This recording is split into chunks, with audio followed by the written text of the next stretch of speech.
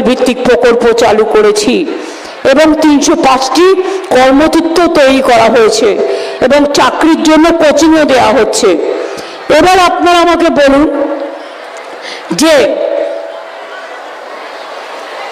সংখ্যালঘু যুবক যুবতীদের স্বনির্ভর গোষ্ঠীর 16,13,000 কোটি 30,000 কোটি টাকা লোন পেয়েছেন, যেমন তপশিলীরা পেয়েছেন, যেমন আদিবাসীরা পেয়েছেন তাদের ডিপার্টমেন্ট থেকে।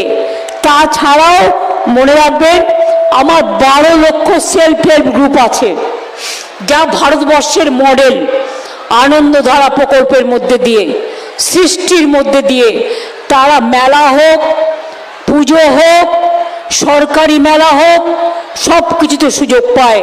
আর সেলফ হেল্প গ্রুপকে নিজের জিনিস জেলায় বিক্রি করার জন্য আমরা 23টা জেলায় 23টা শপিং মল তৈরি করে দিচ্ছি। তার 2টো তলা থাকবে, 2টো ফ্লোর থাকবে সেলফ হেল্প গ্রুপের মেয়েদের জিনিসপত্র বিক্রি করার জন্য। এবার আসি আমি, কোন সাম্প্রদায়িক শক্তি রটাচ্ছে, ধর্ম নিয়ে বিভাজন করছে, ধর্ম নিয়ে বিভেদ করছে। তাদের উদ্দেশ্যে বলি, ওয়াকফ প্রপার্টি সেন্ট্রাল গভর্নমেন্ট আইন করেছে বিজেপি, আমরা করিনি। পরিষ্কার জেনে রাখুন, আমরা বিধানসভায় এর বিরুদ্ধে প্রস্তাব নিয়ে বারণ করেছি। আমরা সুপ্রিম কোর্টে কেস করেছি, রাজ্য সরকার কেসও চলছে। তাছাড়াও আমরা যতদিন আছি আমি এসব জায়গায় কাউকে হাত দিতে দেব না। আপনারা বিশ্বাস রাখবেন, আমি মাজার থানে হাত দিতে দেব না, জয়ের থানায় হাত দিতে দেব না, মাঝি থানায় হাত দিতে দেব না। হিন্দু হোক, মুসলমান হোক, শিখ হোক, খ্রিস্টান হোক, ধর্মীয় স্থানেও হাত দিতে দেব না। আমি ধর্ম নিয়ে রাজনীতি করি না, আমি সব ধর্মকে ভালোবাসি।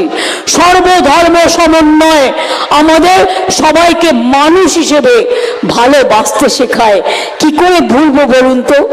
নেতাজি সুভাষচন্দ্র বোস তো সব ধর্মকে নিয়ে কাজ করেছেন, গান্ধীজি সবাইকে নিয়ে কাজ করেছেন, রবীন্দ্রনাথ ঠাকুর বাংলার মাটি বাংলার জল করে হিন্দু মুসলমানের হাতে রাখি বন্ধন করেছে।